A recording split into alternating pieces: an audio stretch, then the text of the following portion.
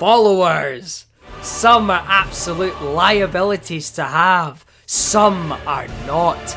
After years of thorough research, I, Ross, have discovered my top 10 Skyrim followers. Let's see who's on my list. Subscribe, happy days. Number 10. Oh, Faendal. Pros. Free archery lessons to help you level up early. Easy to unlock, and an all-round decent fella. Cons. He has a shit job. Vegans hate him. You marry Camilla and he keeps hanging out with her. He has a level cap of 30, so he's not very good for very long. Let's see where that lands in the Rossometer. Let's see. 68. Nice. Good. Decent that. Number 9. Oh, Freya. Pros. She's got the looks. She has no level cap, so she will be a great follower for your entire playthrough, involved in the Dragonborn DLC, so lots of good storylines there.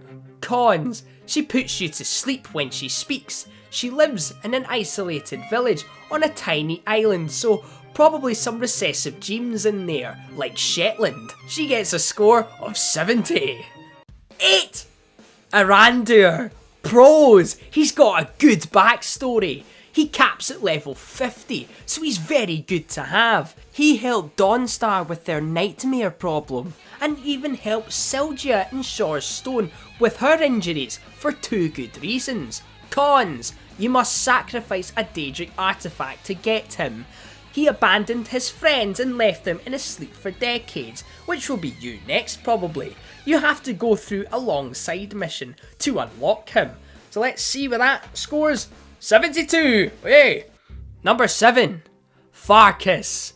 Pros. He's an absolute tank in combat. He's part of the companions, so there's lots of dialogue and story with him. The other companions bully him for his intelligence levels, so you get some sympathy points, good sir.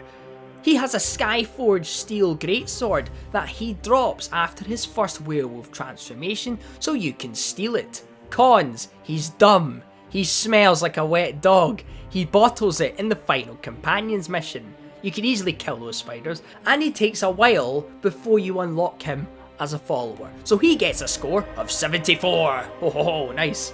Number 6 is the brother, Vilkis. Pros. He's a bit more charismatic than Farkas. He is a great leader and should have been the harbinger of the companions in my opinion. He has a cool helmet at the end of the companions questline. Cons. He once murdered me in the training session at the beginning. He didn't want you to join the companions originally.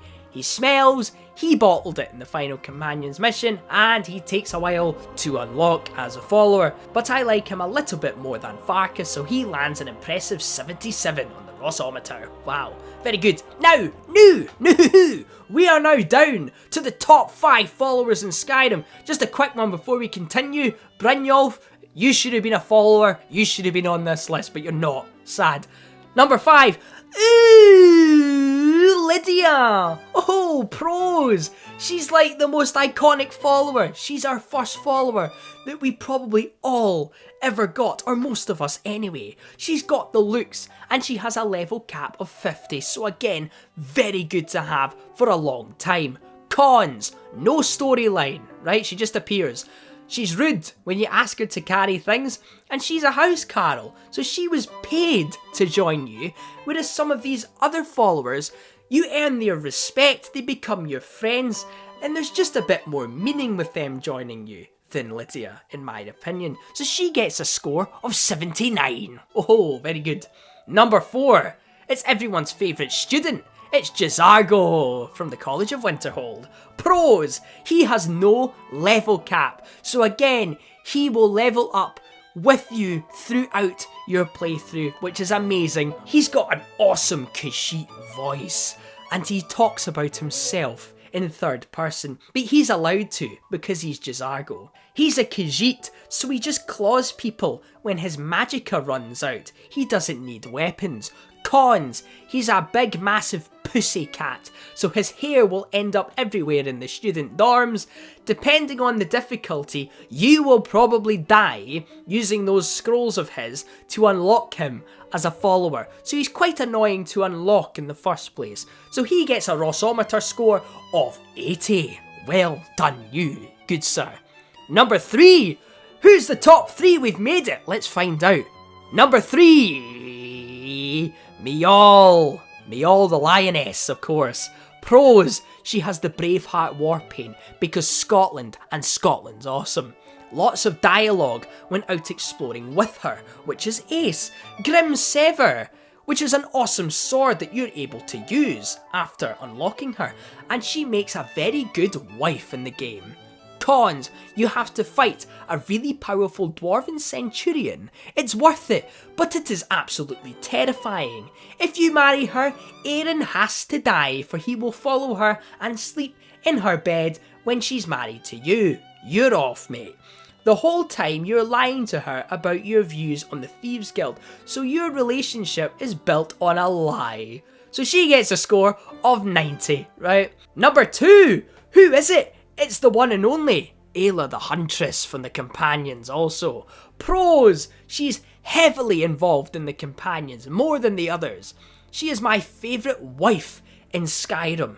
Makes you lots of money, not only with her shop if you marry her, and she sends you on jobs as the Companions, but also she sends you after the Silver Hand, and you can get lots of gold off of their cold dead corpses, haha!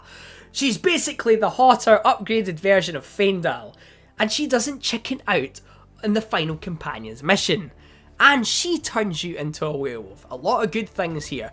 Cons, she might have had a history with Skjor, and he's a lot older than her, and you know, it's a bit weird, and he just died, and now you're mad. You know, it's a bit odd, right? She smells as well, I know, but just think about it. The guards say that you stink when you're a werewolf, so yeah, she's honking, right? She's not that good in close combat, so in a confined space like a Draugr dungeon, she gets dropped a lot, almost as much as I do, right? But she gets a Rossometer of 92, and that's what it's all about. Now, before we get to number 1, we have to talk about the honourable mentions. Here are some of the followers that are good, but are just a little too shit to be on my list in the end. The Armoured Frost Troll. Probably the coolest follower in the whole game. They heal very fast. There's a literal mini King Kong as your follower in the back. But they are very expensive and they can actually die, these things, whereas the other followers get dropped but they get back up every time. So it will cost you a lot of money, especially when they glitch out and run away because you've left them somewhere and they didn't fast travel with you. That's happened to me before. Goldear. A great little follower that deserves a shout out. You do an awesome little side quest where you help free his family tomb from an evil necromancer, but he caps at level 30, so he's not that powerful, but again, with a great side quest, and I think he's really likeable. He's a good follower that doesn't make these lists a lot. Braelina. Oh, if this was the 11 best followers, she'd be there, 11. She's easy to get. Conjures Flame Atronax, so that's you with 2 followers if you get her a lot of the time. And she is a great wife to have in the game. She made my wife list very high up, but she's just not quite as good a follower as Jazago, and I couldn't place her above the Companions or any of these guys, or even Faendal for that. But still an awesome follower to have. Number 1, it better be Serana. You're getting battered. Well, it is, don't worry. Oh, it's Serana! Oh, wow, what a shock. Didn't see that coming. Wow. Pros. Lots of dialogue. More than anyone in this bloody game. The prototype of the Fallout 4 followers. She is a vampire. She reanimates dead bodies to fight. A brilliant story. She leads you to getting Auriel's bow, which is amazing. And has her own voice actress, so she stands out from the rest of the crowd. Cons, you can't marry her. And that's it. You can't marry her. How dare you record dialogue where she rejects us? It's Skyrim. We're supposed to be doing anything we want. Oh no, it's part of the character. I don't care. Nate, I want a wife. Okay? I want a vampire wife. So she gets a score Serana of 97.5, right? Nearly 100. If you could wife her up, it'd be 100, but no, it's the one thing. Just enjoy the time we have with her, guys, because eventually she runs out of dialogue. So yeah, on that note, subscribe, and I'll see you in the next video. I hope you've enjoyed that, and if you haven't, just, oh well, it's just us. I enjoy making these, didn't it? So, oh well. Bye! Have a nice time.